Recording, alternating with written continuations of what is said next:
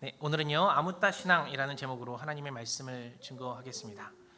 2024년 KBS 연기대상 시상식에서 최고령 배우가 상을 받게 됩니다. 그 배우의 이름을 아십니까? 네, 그 배우의 이름은요 이순재입니다. 고 이순재 씨는 만 90이 넘은 나이에 배우들이 받을 수 있는 최고의 영예인 상인 대상을 받게 됩니다.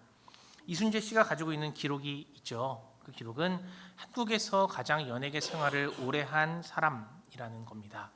이순재 씨는요 로큰롤의 황제 누구죠? 엘비스 프레슬리보다 한 살이 더 많아요. 나이가 상당하다라는 거죠. 이것이 그가 얼마나 오랜 생활 방송을 했는지를 알려주는 뜻이기도 합니다. 이순재 씨는 1956년에 데뷔를 했습니다.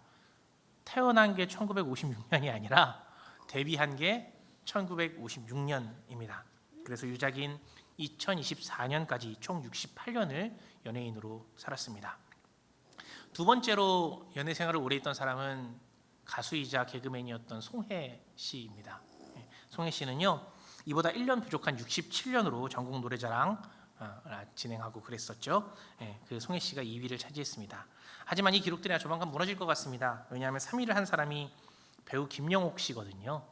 김영옥 씨는요 1959년에 아나운서로 데뷔를 했는데 지금까지 살아계시고 아직까지 방송을 하고 있으니까 조만간 1, 2년이 지나면 아마 이 기록들은 무너지지 않을까라는 생각도 듭니다. 다시 이순재 씨로 넘어가면은요 이순재 씨는 긴 시간 동안 배우 생활을 해왔었죠. 그러니까 작품들도 당연히 많이 했을 겁니다. 그런데 여러분 혹시 이순재 씨가 나온 역할 무엇인지 아시는 거 있습니까? 네, 아마 근데 많이 떠오르진 않을 겁니다. 왜요? 그렇게 인기 있는 사람은 아니었기 때문입니다. 사실 이순재 씨라는 지금의 네임밸류 정도면은 굉장한 인기를 받았을 것 같잖아요. 그런데 그렇게 엄청난 대스타는 아니었다라는 거죠. 실제로요, 이순재 씨가 받은 연기 대상은 조금 전에 언급드린 2024년 KBS 연기 대상뿐입니다. 그 전에 이순재 씨는 어떠한 대상도 받지 못했습니다. 제가 기억나는 것은요, 제가 아주 어렸을 때에 이순재 씨가 아마 최민수 씨의 아버지로 나왔던 대발이 아빠로 나왔던 사랑이 뭐길래가 처음인 것 같습니다. 아마 이걸 봤을 정도의 나이면 벌써 40대, 50대 이상인 거겠죠. 아마 지금 20, 30대에게는 이순재 씨는 거침없이 하이킥이나 그것도 아니면 나영석 사단의 예능이 만들었던 꽃보다 할배가 아마 제일 먼저 떠오를 겁니다. 하지만 이 꽃보다 할배도요 처음 방영된 시간이 벌써 14년, 15년 전입니다. 그러니까 상당히 오래된 작품이라는 거죠. 보통 배우들이 연기를 하게 되면 물론 그 캐릭터도 마음에 남지만요 가장 중요한 명대사들이 남기 마련입니다. 대표적으로 이병헌 씨 하면 떠오르는 명대사가 딱 있죠. 모히또 가서 아닌데 맞나요? 네, 모히또 가서 몰디브 한잔 해야지 또는 나한테 왜 그랬어요? 말해봐요. 뭐 이런 것들이 떠오르잖아요. 엄청난 이병헌 씨처럼 대스타는 아니지만 김래원 씨 같은 경우에도 이런 대사가 있죠. 꼭 그렇게 다 가져가야만 속이 후련했냐? 이런 대사도 있습니다. 그런데 하다못해 10살밖에 안 된 이름도 모르는 여배우가 이런 희대의 명대사를 남기기도 했습니다. 이 빵꾸똥꾸야. 그때 전 국민적으로 돌풍이 일으켰었던 그런 대사가 나왔죠. 잘 생각해 보십시오. 이순재 씨가 했던 말 중에 떠오르는 명대사가 있습니까?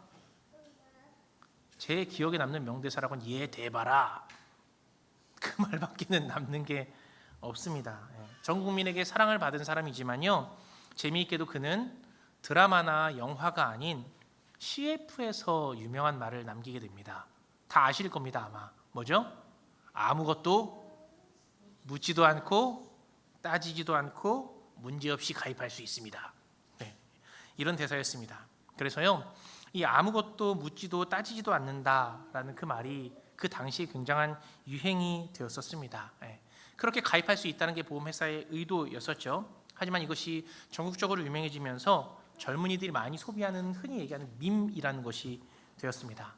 그래서 본래의 뜻과는 조금 다르게 아무것도 물을 필요가 없고 따질 필요도 없이 확실하고 좋은 것을 보장한다라는 의미로 의심조차 가질 필요가 없다. 그렇게 좋다라는 뜻으로 묻다 라는 신조어가 발생이 되었습니다. 이렇게 글을 줄인다는 것은 그만큼 젊은 사람들이 많이 쓴다라는 의미이기도 하죠. 왜 흔히 우리가 이런 말을 많이 하잖아요. 겉은 바삭하고 속은 촉촉하다. 뭐라 그래요? 겉바속촉이라 그러죠. 답은 정해져 있어. 너는 그대로 대답만 하면 돼. 뭐죠? 네, 이렇게 모든 사람들이 다 아는 시대의 유행어가 아무따가 되어 버린 거죠. 오늘 설교 제목 역시 그 뜻입니다. 아무따 신앙. 아무것도 묻지도 따지지도 않고 보장되어 있는 신앙을 이야기합니다. 네, 그 아무따 신앙 한번 확인해 보도록 하겠습니다. 지난주 야곱의 아들들이 야곱에게 가서 요셉이 살아 있습니다. 그리고 그는 이집트 총리가 되었습니다. 라고 전하죠. 그러자 야곱이 그 말에 기뻐 뛰면서 성취하는 몸을 이끌고도 당장 이집트로 가겠다라고 반응을 합니다. 그리고 그것을 바로 행동으로 옮기죠. 그 행동이 1절에 나와 있습니다. 우리 같이 한번 1절 읽어보도록 하겠습니다. 이스라엘이 식구들을 거느리고 그의 모든 재산을 챙겨서 길을 떠났다. 브엘세바에 이르렀을 때에 그의 아버지 이삭의 하나님께 희생제사를 드렸다. 아멘. 야곱의 또 다른 이름은 이스라엘입니다. 이스라엘은요, 가족의 대표 또는 공적인 의미를 나타낼 때에 야곱이 아닌 이스라엘이라는 이름을 얘기를 합니다. 야곱이 이제 식구의 대표로서 그들을 거느리고 모든 재산을 챙겨서 길을 떠나게 되죠. 우리가 알다시피요, 야곱은 상당한 부자입니다. 그는 무엇으로 부자가 되었습니까? 땅이나 집 이런 부동산이 아니라 가축으로 부자가 되었죠. 그러면 모든 재산을 들고 떠난다라는 의미는 아마도 굉장한 행렬이 되었을 가능성이 큽니다. 이것이 가능했다라는 것은 아마 이집트에서 왕이 수레를 보냈을 때에 한두 개가 아니라 어마어마한 수레를 보냈기 때문에 그 병력들을 보내줬기 때문에 그것을 다 데리고 이사할 수 있었다라는 생각이 들기도 합니다. 원래요, 야곱이 거주하던 지역은 헤브론이라는 곳이었습니다. 그런데 그가 브엘세바라는 곳까지 이동을 합니다. 브엘세바는 헤브론에서 약 36km 정도 떨어져 있는 지역입니다. 그리고요, 브엘세바의 지역적 특징이 있는데 그 브엘세바는 하나님이 아브라함에게 가나안 땅을 내게 주겠다라고 얘기했을 때에 그 맨 아래에 있는 지역이 브엘세바입니다. 우리나라로 따지면 어디 정도 될까요? 제주도? 그 밑에 뭐가 있죠? 마라도 정도가 아마 되지 않을까라는 생각을 합니다. 물론 이제 마라도까지 우리는 섬이기 때문에 좀 떨어져서 가야지만 어쨌든 그 정도로 제일 밑에 있는 지역이 브엘세바라는 거죠. 야곱은 이제 가나안 땅을 떠나기 바로 직전에 나와 있는 상태인 거죠. 그런데 그 바로 직전에 야곱이 무엇을 했습니까? 하나님께 1절을 보면 나와 있습니다. 하나님께 희생제사를 드렸다라는 겁니다. 이사라는 것이요, 꼭 편하거나 좋은 것만은 아닙니다. 특별히 다른 나라로 가야 하는 이민 같은 경우에는 아마 꿈꾸는 희망 같은 것들도 있겠지만 긴장감과 불안감이 따를 수밖에 없는 거죠. 야곱도 마찬가지였을 겁니다. 야곱은 자신이 가장 사랑하는 아들을 만나러 가는 기쁜 길이었지만 그 마음의 뒤숭숭함이나 두려움 또한 존재했을 것 같습니다. 그 불편함 때문이었을까요? 야곱은 자신의 아버지 이삭의 하나님께 희생제사를 드립니다. 희생제사라는 것은 동물을 희생해서 하나님께 드리는 제사를 희생제사라고 합니다. 성경이 참 오묘한 것이요, 지금 여기서 하나님을 소개할 때에 뭐라고 말하고 있죠? 자신의 아버지 이삭의 하나님이라는 표현을 하고 있죠. 사실 하나님이라는 이름에 그 앞에 수식어는 상당히 많습니다. 이삭의 하나님도 나와 있지만 노아의 하나님, 아브라함의 하나님, 야곱의 하나님, 나의 하나님 이런 등등의 이름이 있었잖아요. 그런데 놀랍게도 여기서는요, 이삭의 하나님이라는 표현을 콕 집어서 이야기합니다. 예전에 이삭 때에도 큰 기근이 들은 적이 있었습니다. 그때 이삭 역시 이집트로 내려가려고 했던 적이 있었죠. 그런데 하나님께서 이삭에게 이집트로 내려가지 못하게 막습니다. 왜 그랬냐면 이 땅을 떠나지 말라는 하나님의 당부가 있었기 때문입니다. 한번 찾아볼까요? 창세기 26장으로 한번 가보겠습니다. 창세기 26장입니다. 조금 거리가 있지만 장을 넘겨서 한번 찾아보도록 하겠습니다. 창세기 26장입니다.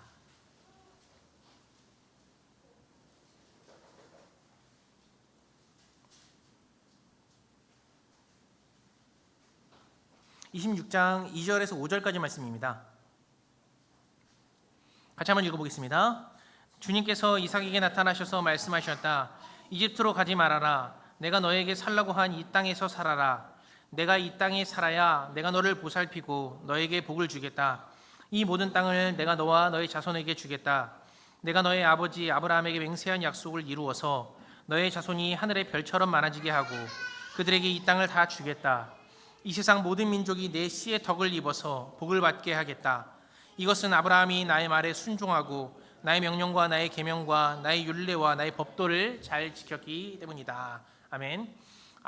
이삭이 이집트로 내려가지 못했던 까닭이 무엇입니까? 하나님께서 그 땅으로 내려가지 말라고 명했기 때문입니다. 너 거기로 내려가지 마. 이 땅에서 살아. 그래야지 내가 너를 보살피고 내가 너에게 복을 줄 거야 라고 말씀하셨기 때문인 거죠. 예전에요, 아브라함도 기근 때문에 이집트 땅으로 내려가려 했었던 적이 있었습니다. 그때 하나님은 이삭과 다르게 아무런 말씀도 하지 않으셨습니다. 하지만 이삭 때는 아주 단호하게 말씀을 하시죠. 그런데 공교롭게도요, 야곱이 이집트 땅으로 내려가려고 할 때에 그때 하나님께서 제사를 드리는데 성경에서 뭐라고 얘기해요? 이삭의 하나님이다 라고 말을 해요. 이렇게 얘기를 들으면 야곱이 이집트로 내려갈 수 있을 것 같습니까? 없을 것 같습니까? 없을 것 같다라는 생각이 들죠. 그런데 하나님은 놀랍게도 야곱에게는 이집트로 내려가라고 말씀을 하십니다. 오늘 본문으로 다시 한번 가볼까요? 본문 2절을 같이 한번 보도록 하겠습니다.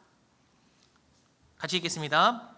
밤에 하나님이 환상 가운데서 야곱아 야곱아 하고 이스라엘을 부르셨다. 야곱은 제가 여기 있습니다 하고 대답하였다. 아멘. 밤에 하나님이 환상 가운데 나타나십니다. 그리고 급하게 주님을 두 번 부르십니다. 야곱아 야곱아. 그리고 야곱은 대답을 합니다. 제가 여기 있습니다. 이제 하나님이요, 그 말씀을 이어갑니다. 3절과 4절입니다. 제가 읽어드리겠습니다. 하나님이 말씀하셨다. 나는 하나님 곧 너의 아버지의 하나님이다. 이집트로 내려가는 것을 두려워하지 말아라. 내가 거기에서 너를 큰 민족이 되게 하고 나도 너와 함께 이집트로 내려갔다가 내가 반드시 너를 거기에서 데리고 나오겠다. 요셉이 너의 눈을 직접 감길 것이다. 아멘. 하나님은 한 번 더 말씀하시죠. 나는 하나님이다. 그리고 어떤 하나님이다? 너의 아버지의 하나님이다 라고 말씀을 하십니다. 이집트로 가지 못할 것 같이 말씀을 하셨다가 이렇게 말씀하시죠. 오히려 이집트로 내려가는 것을 두려워하지 말아라. 내가 거기에서 너를 큰 민족이 되게 하겠다. 나도 너와 이집트로 내려가겠다. 너와 함께 하겠다라는 말씀을 합니다. 그리고요, 내가 너를 반드시 거기에서 데리고 나오겠다. 요셉이 너의 눈을 직접 감길 것이다. 요셉이 너의 죽음을 보게 될 것이다 라는 이야기를 마무리로 이야기하십니다. 그런데요, 잘 읽어보십시오. 4절을 특히 잘 읽어보십시오.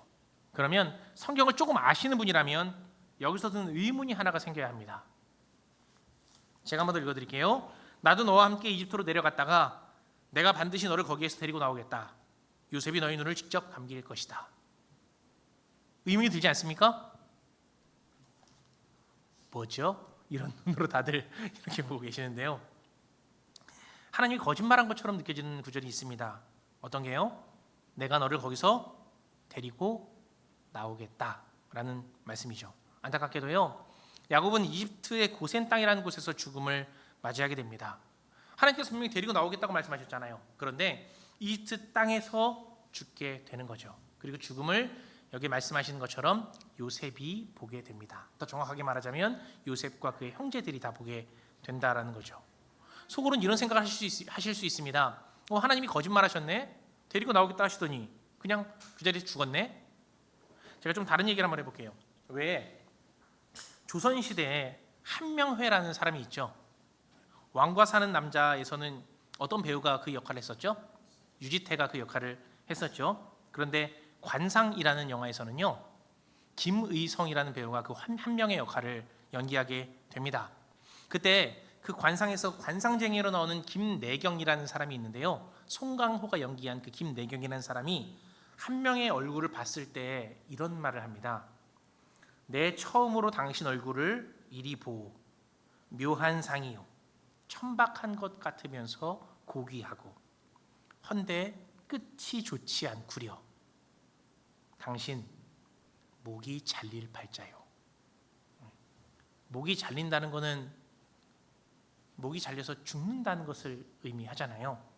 영화에서요, 김내경이라는 사람은 관상을 보고 모든 사람들의 관상을 다 맞추는 걸로 유명한 사람이었습니다. 분명히 김희성이라는 배우가 연기를 할 때에 그 김내경을 처음 볼 때 되게 비웃는 듯한 표정으로 바라보거든요. 그런데 김내경이 얼굴을 빤히 본 다음에 이 말을 하니 표정이 점점 어두워지기 시작합니다. 그리고 이내 공포에 떨게 되죠. 그리고 평생 목이 잘리지 않으려고 부단히 노력합니다. 그리고 죽기 전에 이런 말을 합니다. 난 네 분의 왕을 모시는 동안 목이 잘리지 않았네. 결국 그가 틀린 거야. 그렇게 한 명에는 자연사를 하게 되고 무덤에 묻히게 됩니다. 그런데 그 다음에 어떤 일이 벌어진지 아십니까?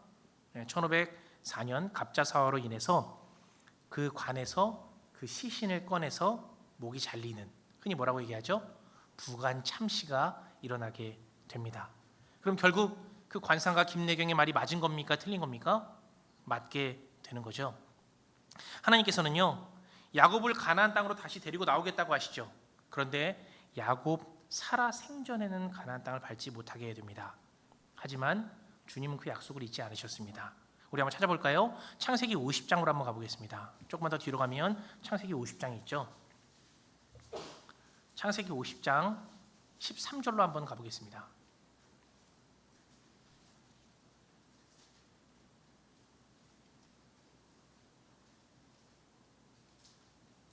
다 찾으셨으면 함께 읽도록 하겠습니다.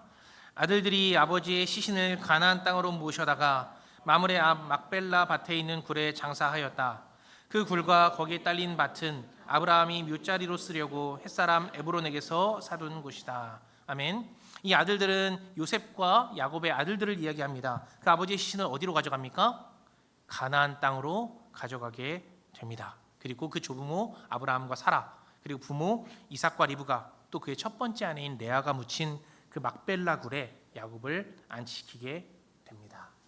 김내경이 했던 말이 맞는 것처럼 하나님께서는요, 그 약속을 이루셨다라는 겁니다. 네, 재미있는 것은요, 우리가 본문을 볼 때 하나님이 야곱에게 환상 가운데 나타나셨다는 것을 알 수가 있습니다. 성경을 보면은 아브라함과 이삭, 야곱에게 하나님은 환상으로 나타나서 말씀하십니다. 아브라함은 총 4번, 이삭은 2번, 그리고 야곱에게는 5번의 환상으로 나타나십니다. 우리가 기억하는 것들이 있죠. 하나님이 처음에 야곱에게 환상으로 나타났을 때는 야곱이 그 집에서 뛰쳐나와서 베델에 있을 때에 사다리를 보여주면서 환상으로 나타나시죠. 그리고 야곱이 라반의 집에 있게 됐을 때에 야곱이 하나님의 환상으로 나타나셔서 그 집에서 나오라라는 이야기를 합니다. 나중에는요, 하나님이 분이엘에서 야곱과 씨름을 하는 환상으로 나타나게 됩니다. 그리고 다시 베델로 올라가라는 환상이 한 번 더 나옵니다. 그리고 마지막 오늘의 환상까지 하나님이 야곱에게 총 5번의 환상을 통해서 하나님을 만나게 합니다. 제가 예전에 이런 말씀을 드린 적이 있습니다. 창세기의 주인공은 하나님이십니다. 그리고 창세기의 주인공과 비슷한 준주인공이 있는데 그 사람이 누구라고 말씀을 드렸었죠? 야곱의 아들 요셉이라는 말씀을 드렸었습니다. 왜냐하면 요셉이 분량이 가장 많기 때문인 거죠. 그리고 마지막에 요셉으로 끝이 난다라는 이유로 그렇게 말씀을 드렸었습니다. 그런데 놀랍게도요, 하나님은 요셉에게 환상으로 나타나신 적이 한 번도 없으십니다. 단 한 번도 요셉에게는 환상으로 나타나지 않으세요. 왜 그랬을까? 이것이 좀 궁금하더라고요. 아브라함에게 4번, 이삭에게 2번, 야곱에게 무려 5번이나 환상으로 나타나셔서 말씀을 하시는데 왜 요셉에게는 환상으로 등장하지 않으실까라는 생각을 합니다. 여러분, 하나님 만나고 싶지 않으세요? 만나고 나서 뭐 이것저것 물어보고 싶지 않나요? 그런데 환상 한번 보고 싶잖아요, 우리가. 하지만 요셉은 평생에 그런 기회가 없었다라는 겁니다. 요셉은요, 좀 하나님 박대했던 것 같은 느낌도 들기도 합니다. 야곱은 예뻐하시고 요셉은 박대하고. 그런데 제가 내린 결론은 사실 그게 아닙니다. 제가 내린 결론은 하나님이 인격적이라서 그런 것이 아닐까라는 생각을 합니다. 무슨 이야기입니까? 좀 풀어서 말씀드리겠습니다.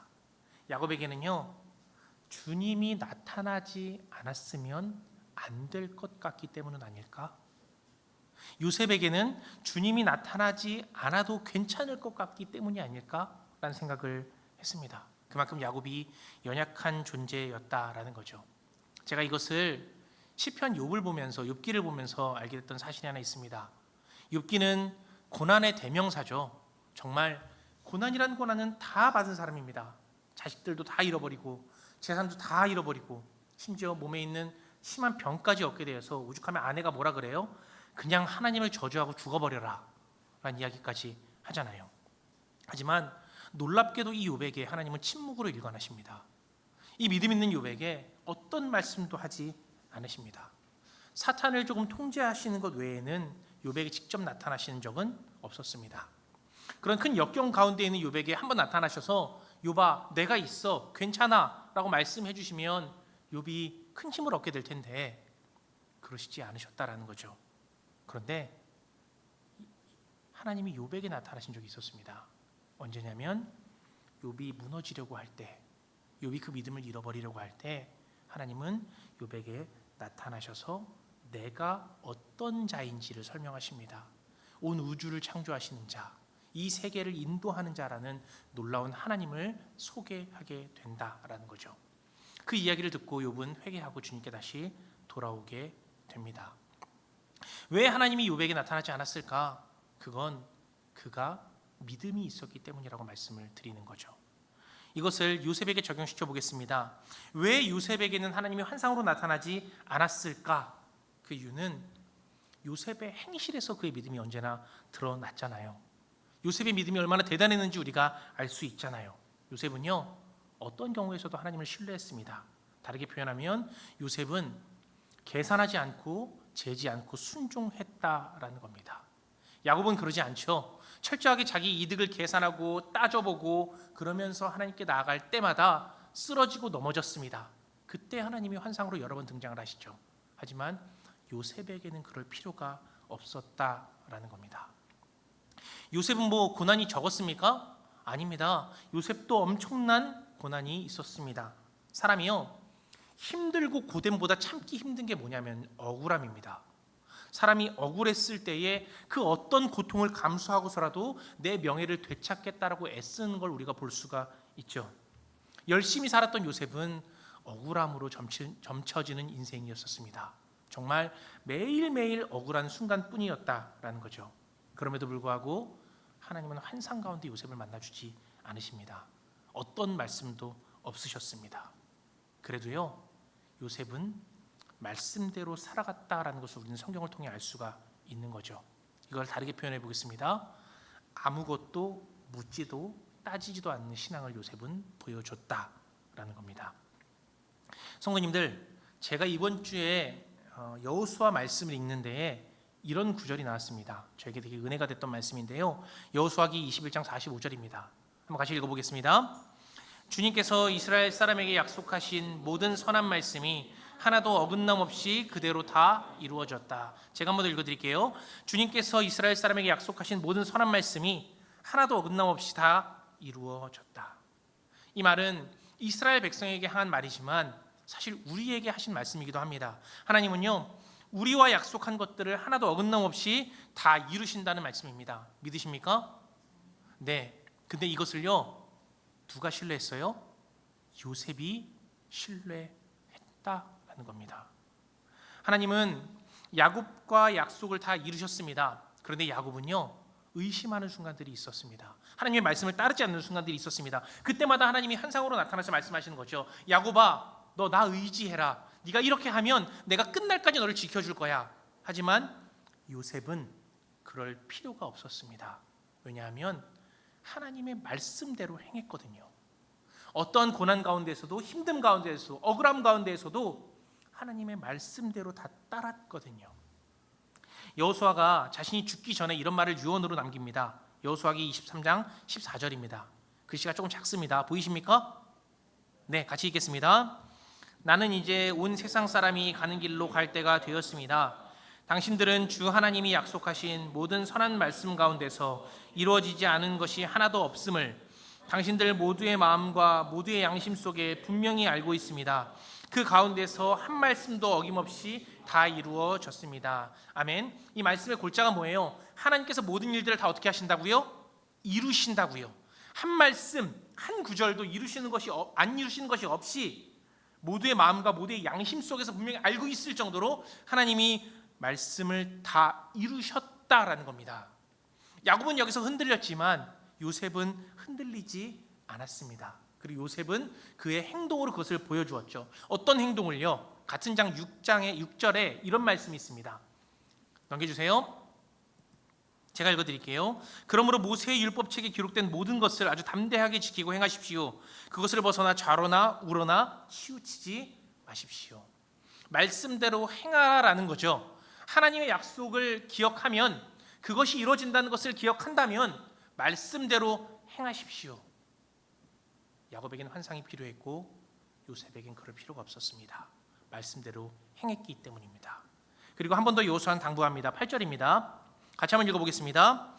오직 당신들은 지금까지 해온 대로 주 당신들의 하나님만 가까이 하십시오. 그리고 11절입니다. 함께 읽겠습니다. 그러므로 삼가 조심하여 주 당신들의 하나님을 사랑하십시오. 아멘. 사랑하는 성도님들, 마지막 절에 이렇게 나와 있었죠. 삼가 조심하여 주 당신들의 하나님을 사랑하십시오. 몸가짐을 조심하십시오. 다르게 말씀드리면 하나님을 두려워하고 경외하며 하나님을 사랑하십시오라는 겁니다. 여기 있는 말에 조금 더 앞에 있었던 말을 더한다면 담대히 하나님의 말씀을 지키고 행해야 합니다. 우리가 때로는요, 어떤 것이 나에게 더 이익이 될지를 계산하면서 하나님의 말씀을 따라야 될 때가 있습니다. 예수님도 그런 말씀하잖아요. 계산해봐라. 계산해봐서 네가 어떻게 행동하는 것이 더 옳을지를 판단해서 하나님을 따라라 라고 이야기를 하시잖아요. 그런데 때로는요, 요셉처럼 아무것도 묻지도 따지지도 않고 하나님을 신뢰하며 그분을 쫓아야 할 때가 있다라는 겁니다.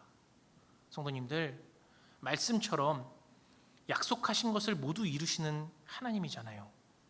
말씀대로 살면 복을 주시겠다고 약속하신 하나님이잖아요. 그러니까 우리도 그분을 그렇게 신뢰하고 믿었으면 합니다.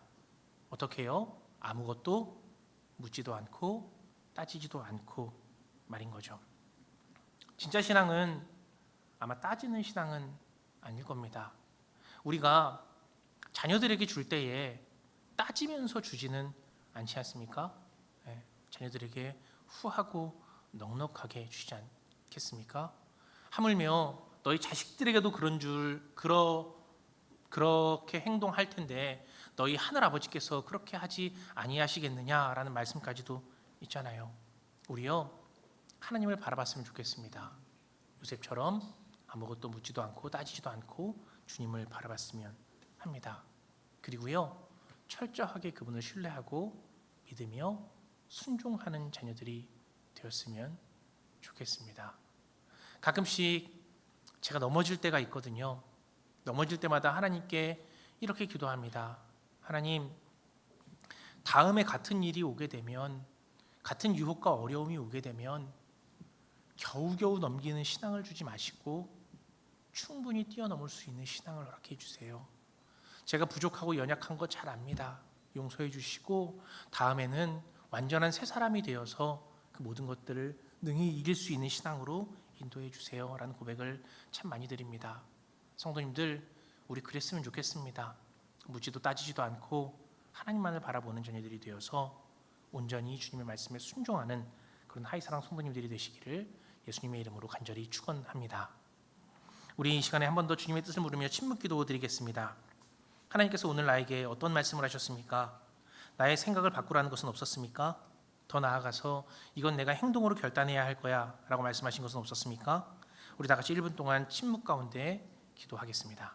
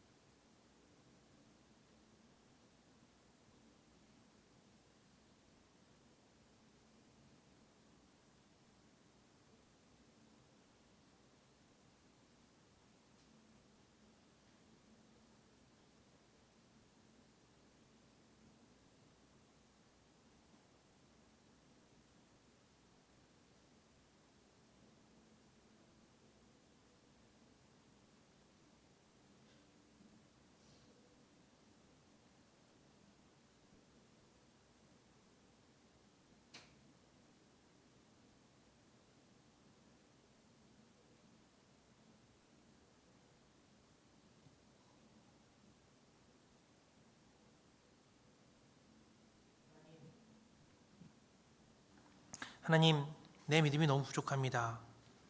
어떤 것이 하나님의 뜻인지 알 때에도 하나님의 말씀을 외면할 때가 있습니다. 그것을 알면서도 그것을 지키지 못할 때가 있습니다. 세상 유혹 앞에 너무 쉽게 무너질 때도 있습니다. 용서해 주시옵소서. 그리고 우리를 다시 창조하여 주셔서 새로운 피조물로 우리를 인도하여 주시옵소서. 그래서 이제부터 우리가 하나님의 말씀이라면 아무것도 묻지도 따지지도 않고 순종하는 신앙으로 우리를 인도하여 주시옵소서. 예수님의 이름으로 기도드립니다. 아멘.